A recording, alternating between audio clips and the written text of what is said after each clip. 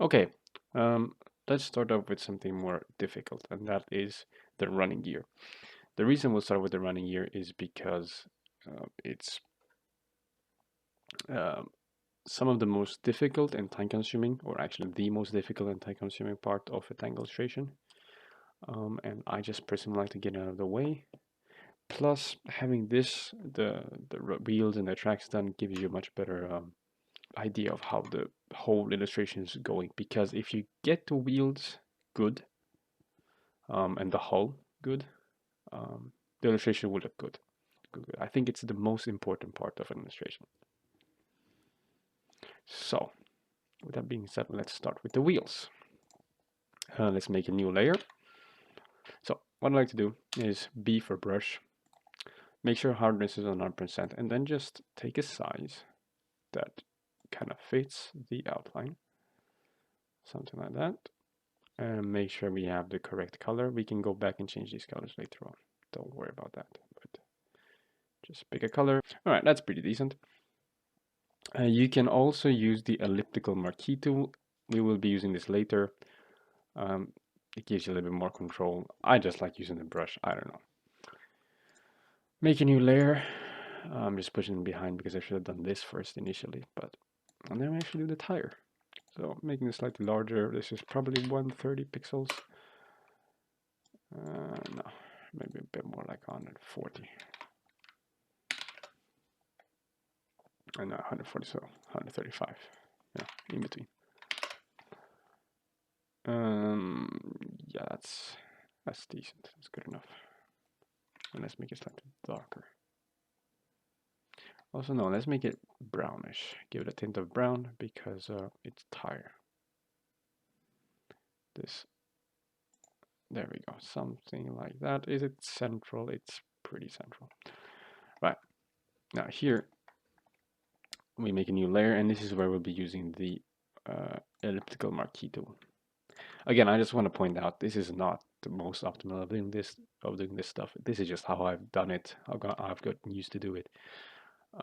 But if you got any tips for me as well, let me know. So, elliptical marquee tool will just trace the general shape.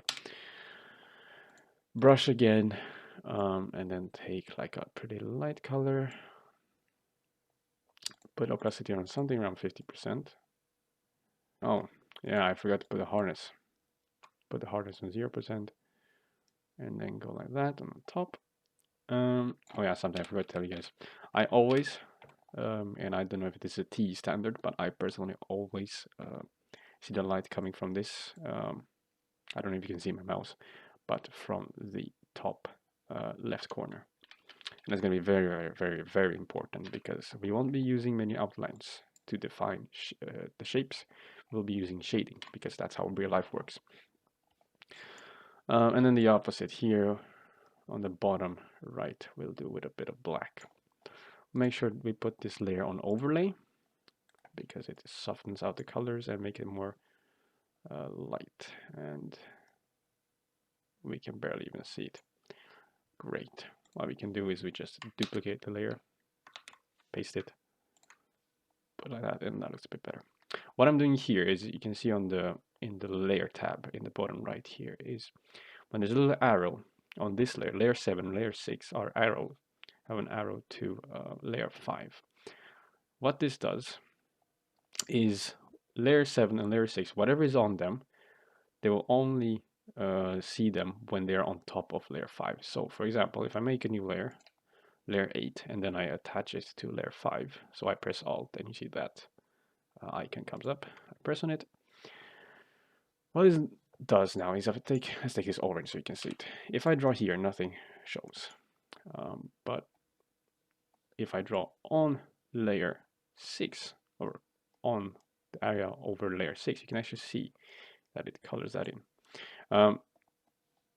The actual wheel hub here, layer 4 is on top, so you cannot see behind it.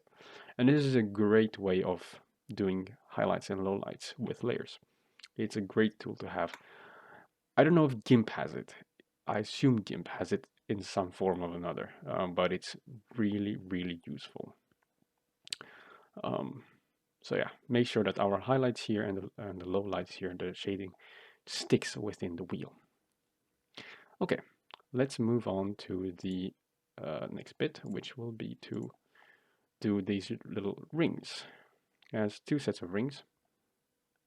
We're going to use this select tool here, this circular thing, and then in a new layer, draw the general shape. If I don't hold down shift, it is not a perfect circle, it's an oval. But if I, wrong button, Control D to deselect. If you do hold down shift, it becomes a perfect circle. So do that, B for brush, about 50%, and then we do the general outline of the ring. And you can do slightly more on the top, and then Control D to deselect. We will now fit this. Also, the way I'm sizing or shaping this is with Control T.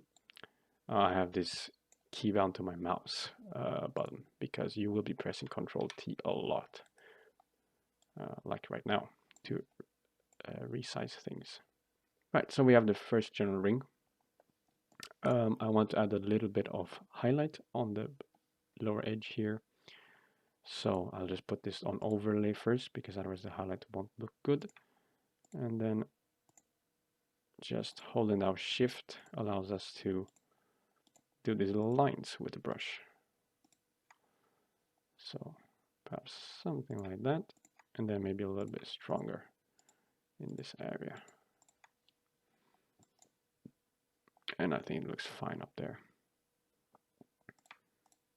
We can do a little bit there. Now we can copy this, paste it, and then make the ring size slightly smaller. I don't really like the way that turned out, so I'm just going to go here, blur tool, and maybe soften it to like 50%, and do that on the previous layer as well. So there's our little rings.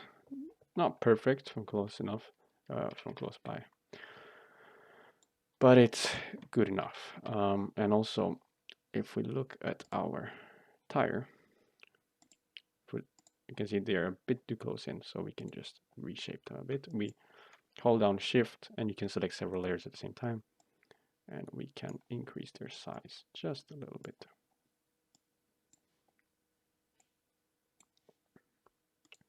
Like that. Next up is this wheel hub. Yeah, so these are hubs that stick out. So these are hubs that stick out, so we'll have to play around with the way we do it. Let me just have another look. Yes. So, new layer. We can hide this for now so that we can actually see what we're doing. And the principle is the exact same. We do another circle, hold down shift to make it a circle. Brush, let's put it 50%, increase its size, arbitrary size, and then we want to see the colors. So we take a white, put it on overlay, and then just do a little bit of highlight. Actually, that might be a bit too big. Something like that. And then a little bit of dark here as well. There we go. And then we will, actually I want to have this so I can see. I'll put it on like 65% opacity, and then we size it up like that. It looks pretty decent. Okay, so we've got that hub part done. this bit seems to stick out. The central portion seems to stick out quite a bit from the wheel. So new layer.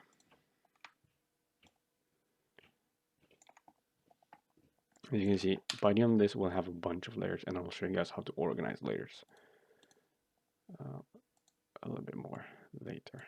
I want to see better, so I'll put this on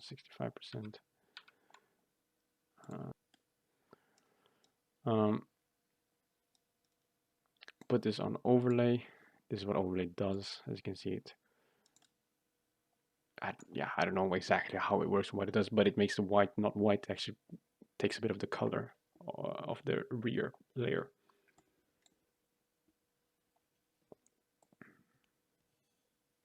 And then with some shading on the back there, and now we have this spherical shape.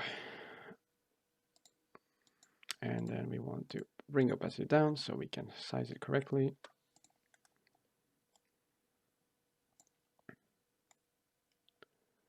Something like that.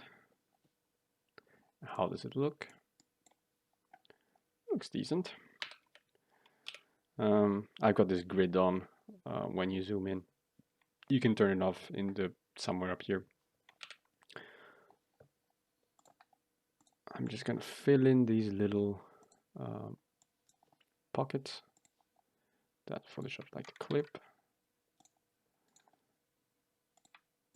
Something like that, and a little bit over here. Again, I believe this has to do with my smooth interpolation. I'll have to play around with that. Let's give it a little bit more here. Right. And it looks pretty all right. I'll actually copy this layer, paste it. Again, bring the wheel there, and then make it slightly smaller. That seems to fit. And let's see how they turn out. Pretty meh. Let's resize it a little bit, something like that. Now you can see when you have two overlay layers on top of each other, the shading gets really strong. So I'll bring the opacity down of this layer, something like that. And then I'll have to look at the reference. It seems to be flat, okay. So this circle here is flat. And to do that, we can simply take one of these.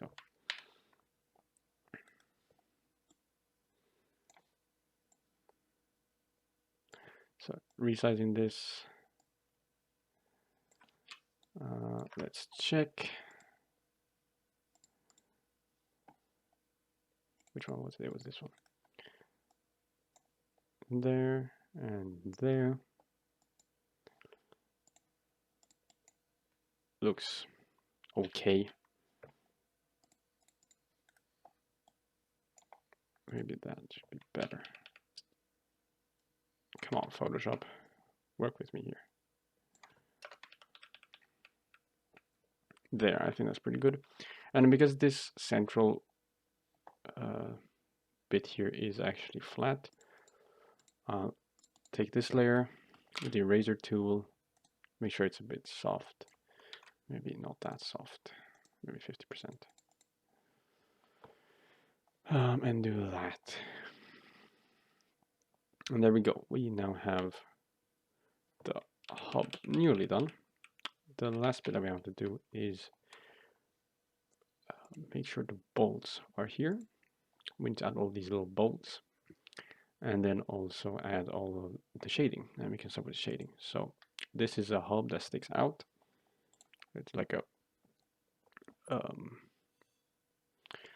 yeah, semi-spherical shape that sticks out. So I'll just, using the polygon lasso, draw out a general shape of where I want the shading to go behind this hub. Maybe something like that. And then with the brush tool again, relatively big, Um,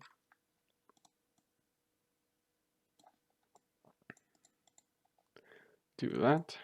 And obviously it looks crap at the moment, but what we can do is first of all the eraser tool, soft eraser tool, erase a bit of the edges here, maybe not that much.